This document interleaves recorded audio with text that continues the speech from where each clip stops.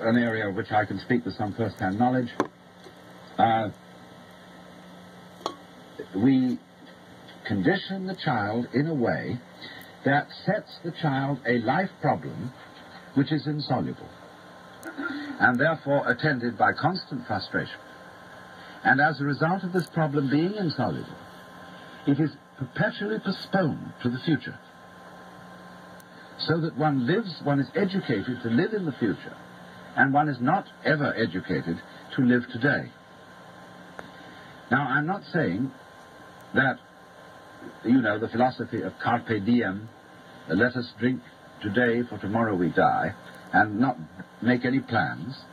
What I am saying is that making plans for the future is of use only to people who are capable of living completely in the present. Because when you make plans for the future and they mature, if you can't live in the present, you are not able to enjoy the future for which you have planned. Because you will have in you a kind of syndrome, whereby happiness consists in promises and not in direct and immediate realizations. So long as you feel that tomorrow it will come. You see, on a dollar bill, it always says promise to pay. It's a promissory note. And nobody ever can come across, because the promise is tomorrow, and if we say in common speech, tomorrow never comes. But everything is based on the idea, you see, that you will get it tomorrow, and you can enjoy yourself today so long as tomorrow looks bright. But Confucius once said, a man who understands the Tao in the morning can die contentedly in the evening. That is to say, if you have ever lived one complete moment, you can be ready to die. You can say, well, that was it. That was the good. That I've had it. You see? But if you never live that complete moment, death is always a guy who comes into a bar at 2 o'clock in the morning and says, time, gentlemen, please. And you say, oh, please, one more drink. Not yet. Because you haven't really had the feeling that you ever had it, that you ever got there. Now then, the main factor in this kind of conditioning seems to me to be, as I said, the way in which we give children a sense of identity. And in this respect, we do something extraordinarily odd. We define a person. Consider this for a moment, this word person. Harry Emerson Fosdick once wrote a book called How to Be a Real Person. And this, in translation, means how to be a genuine fake. Because the word person means a mask. The persona, the mask worn by actors in Greco-Roman drama, which was a megaphone-mouthed mask, so that through which persona, the sound goes. And so at the beginning of a play script, you will see the dramatis personae, the persons of the drama, that is to say, the list of the masks that the actors are going to wear. But the word has so fallen from its original use that to be a person has come to mean your real identity, your true, sincere, honest self, the person. And we say of someone then, he's a real person. That means he's genuine. But we have confused, you see, the individual organism with the person, with, that is to say, its role. And we have defined the role of the person in such a way that it condemns everybody so defined to perpetual frustration. Now, how is this so? When you are a child, your parents, your peers, your teachers, your uncles and aunts are very anxious to define you. And what they are going to tell you is that you are a free agent. You are responsible. That is to say, you are an independent first cause. You are an origin of actions and thoughts and feelings. And we can praise you or blame you for what you do. And above all, we require of you that you love us. You love your parents, you love your brothers and sisters. As Fred said, a child is not allowed to say to let that baby sister go back where it came from, because that is not nice. All nice children love their brothers and sisters and their parents. Not, of course, because we tell you to do so, but because you would want to do it yourself. You see now here what's going on. You are required and commanded to do certain things which will be appreciated only if you do them voluntarily. Now, you see, when your identity is defined by society, you cannot resist it. You don't have the knowledge, you don't have the wisdom, you don't have the resources to understand that something's being put over on you. You cannot but help believe the definition of you as a free agent. But you believe yourself to be a free agent as a result of not being free. That is to say, of being hopelessly unable to resist society's identification of you. So, in the whole sense of our personality, there is a contradiction. And that is why the sense of ego, of being oneself, is simultaneously a sense of frustration. The feeling of I-ness, so far as most people are concerned, is a feeling of tension between the eyes and behind them. Trigant Barreau, a remarkable man, did some studies about two kinds of awareness, which he called ditension and cotension. Ditentive is the normal kind of awareness that we have, of being a skin-encapsulated ego, of being separate from the environment, and of confronting an external objective world, of which we are the independent observer. And this myth, he said, goes hand in hand with a physical state, which is a state of tension between the eyes. Then he defined cotension as another form of awareness, which you might call a certain kind of openness, in which you realize that the external world is just as much you as anything inside your skin, and that you are not something that comes into this world on probation and doesn't really belong. This is, you see, the attitude that we foster in the child. But that you are something not that comes into the world, but comes out of it. In the same way as a flower comes out of a plant, or a fruit comes out of a tree. That you are an expression. You, as a human being, are a symptom of nature. And that you really belong there, and that, furthermore, your actual self, what is finally and fundamentally you, is not a separate and lonely part of the world, but the real you is the world itself, everything that there is, expressing itself as this particular organism here and now, and of course as you look across the room, as all these other organisms in their here and now. We're all tits on the same sow, if I may put it so crudely. Or if you want to put it more poetically, rays from the same sun. Now,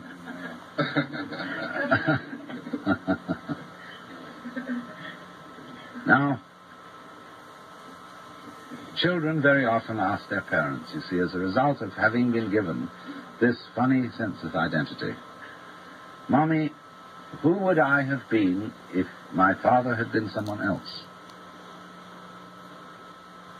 This is a very common child's question, because the child gets the message from the parents using the English language, the French language, the German language, or whatever, that I am somewhat in my body. You gave me my body, but who am I to whom this was given? You see? You can say to a girl in our culture, darling, you're absolutely gorgeous. You're so beautiful. And she says, how like a man. All you think about is bodies. I may be beautiful, but that's my parents gave me my body. But I want to be admired for myself and not for my chassis. And this poor girl is a chauffeur. She's alienated from her body. And she doesn't take any credit, doesn't assume any responsibility for being what she is physically, and this is, of course, as much true of men as of women.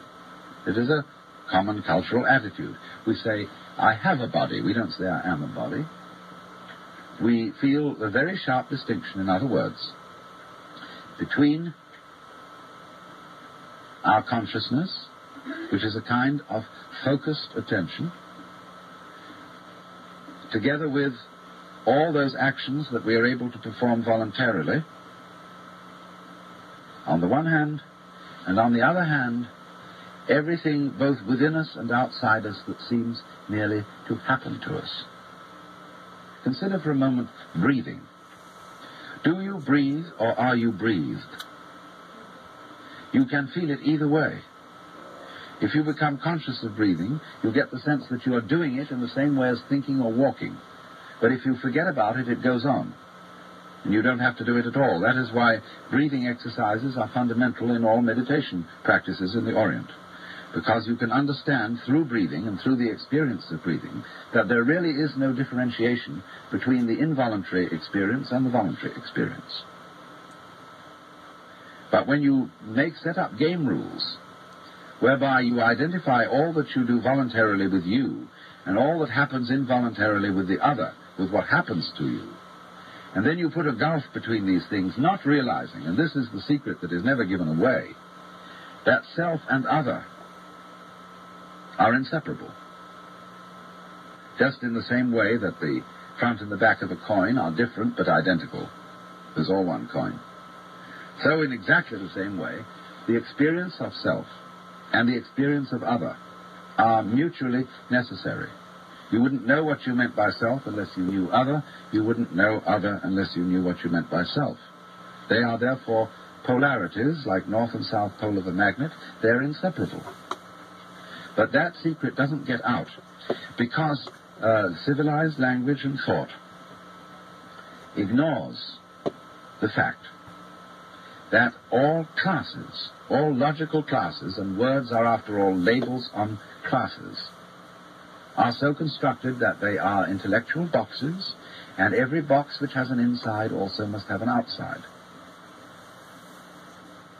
And we think that insides exist apart from outsides, and outsides apart from insides. We don't realize that although they are opposed, they go together. And you see, that is the secret of the whole thing. That is what the child is not let onto. And so instead, the child is defined as a stranger in the earth, and not as a symptom of the earth. And as a result of that, we have the vast, terrifying social problem of alienation, of feeling that the world outside human skins is unfeeling, fully automatic stupidity, which we have to fight and dominate. Otherwise, it will swallow us up and condemn us to the imaginary terrors of everlasting nothingness. Now, I feel in a way that when we say, I wasn't responsible for being born. You know, one of the great problems of psychotherapy today is passing the buck.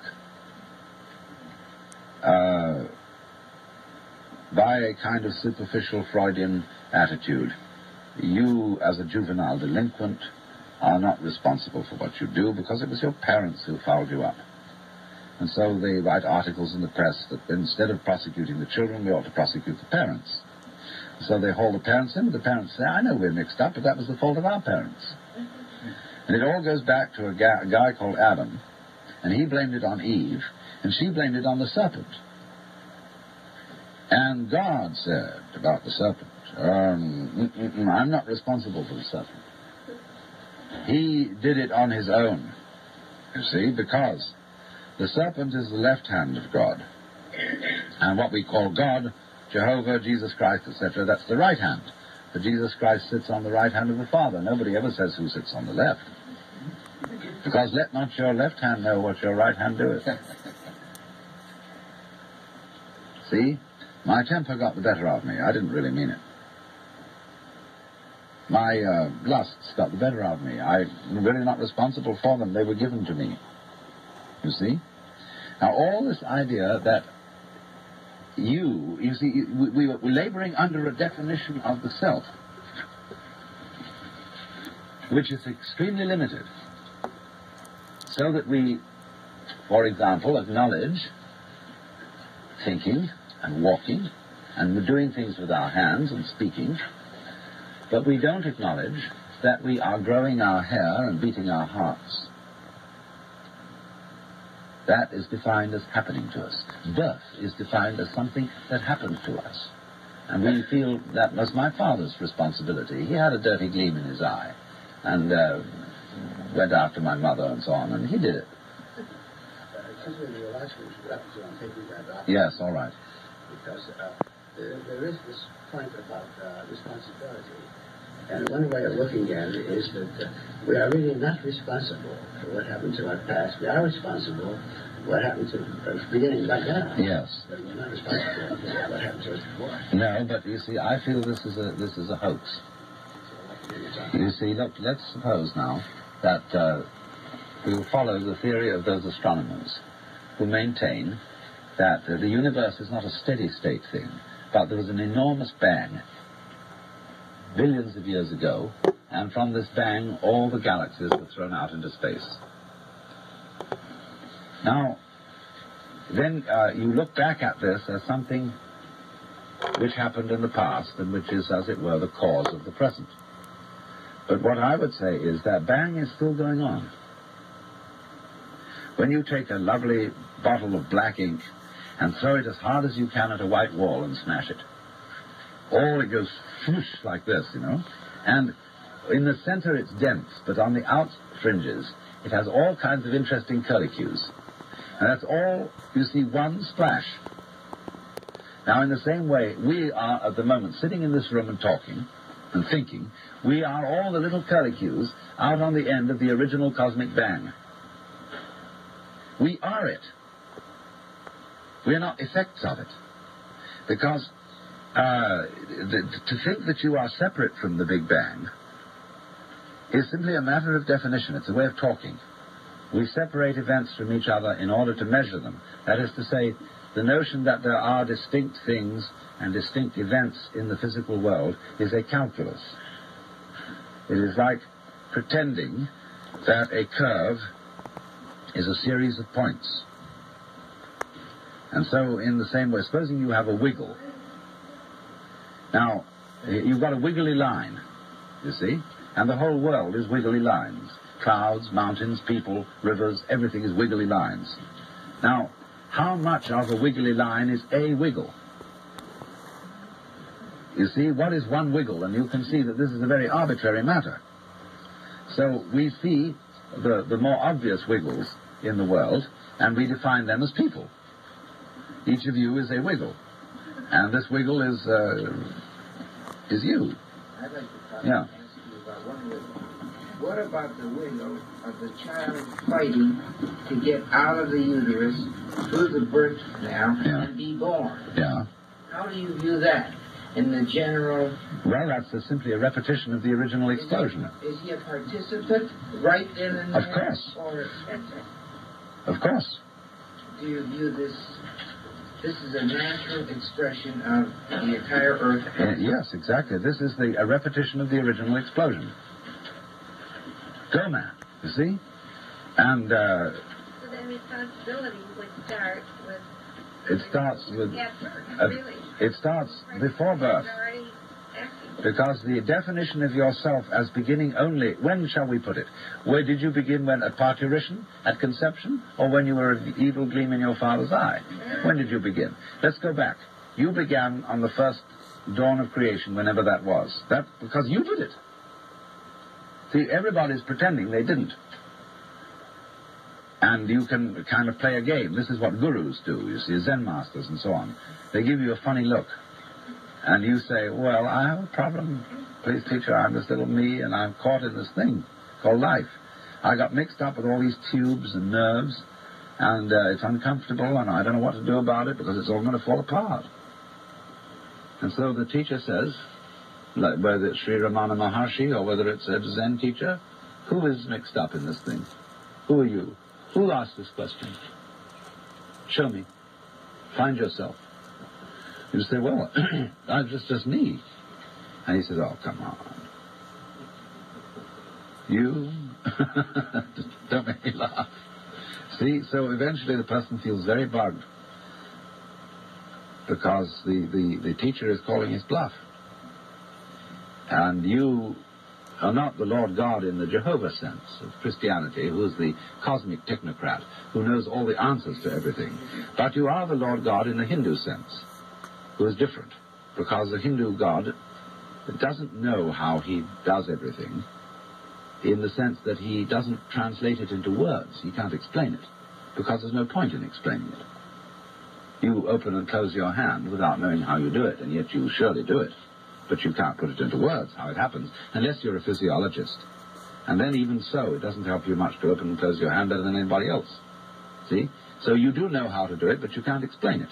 Because words are a very clumsy way of talking about something which from the standpoint of words and the standpoint of logic is a very, very complicated process. So if you ask Shiva how he dances the cosmos, he would say, I just do it. Like you say, well, I just open and close my hand. So the Guru says to you, listen, Shiva, don't kid me, you know, that you're not Shiva. But you're just this thing called Mary Smith or John Doe, etc. Ha ha. And everybody says, uh-oh, you can't admit that, because, you see, if I did admit that, I would have to be considered responsible, and I would be considered crazy, and I would feel that I really was one with this whole scheme of things. And that's, you see, the secret that we don't let the children know. In all, well, not in all, but in many cultures, initiation into manhood consists precisely in finding that out. They finally get around to saying to you, after all, you know, we've been pretending all this time that you were just this little boy or little girl, but now we're going to let you in on the real story. But not in this culture. That's the problem. In this culture, we do have an initiation into adult life called psychoanalysis. And everybody is ruined by education. And then this can't be helped because they have to know all the conventions. And just like to preserve beef, you make it salt. And when you're going to cook it, you have to soak the salt out of it. So in the same way, to make a child tolerable companion, you have to... yeah, it's going still. You have to be salted with education. Then when that mixes up all your natural instincts, you have to be psychoanalyzed in order to be straightened out and cured of your education, cured of your upbringing. But the difficulty is, you see, that the assumptions of psychoanalysis and of a good deal of psychotherapy in various types and schools do not include the insight that you are basically the works. They have, in other words, that's simply because, historically speaking, psychotherapy originated in the 19th century and therefore still carries on the 19th century assumptions about the nature of the universe. And all those 19th century assumptions about the universe were a put-down. They included the myth, you see, that the universe is actually blind energy. It is essentially stupid. And man's intelligence and man's values and man's consciousness are a fluke in the world. And so this myth is that the world, the man, in other words, is not a symptom of the world, like an apple tree is a symptom. An apple is a symptom of an apple tree. But man is a fluke, a kind of a joke, a chance. And that to be realistic and hard-headed and factual, in other words, a strong man, you must realize that you are caught in this trap and face the facts. So then, this, for the West at any rate, this 19th century philosophy of man's place in the world and his identity has become the most plausible common sense.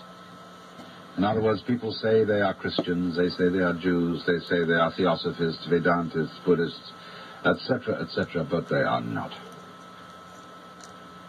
Because they know in their heart of hearts, whatever they choose to believe, that the world is as described in the 19th century myth, because that's become our common sense. If people were Christians, they'd be screaming in the streets. They're not screaming in the streets.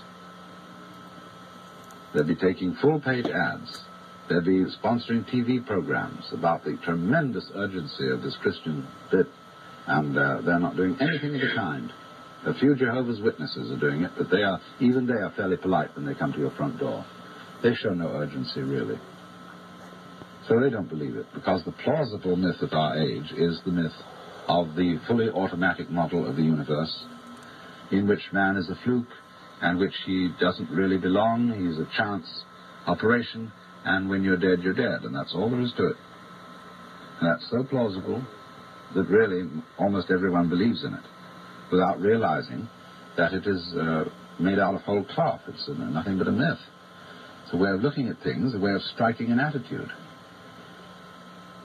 But this is the powerful, powerful idea that governs our children, and that gives us our sense of basic identity, alienation, so that we live always in expectation of the future, which of course never happens. Well, it's enough from me for the moment.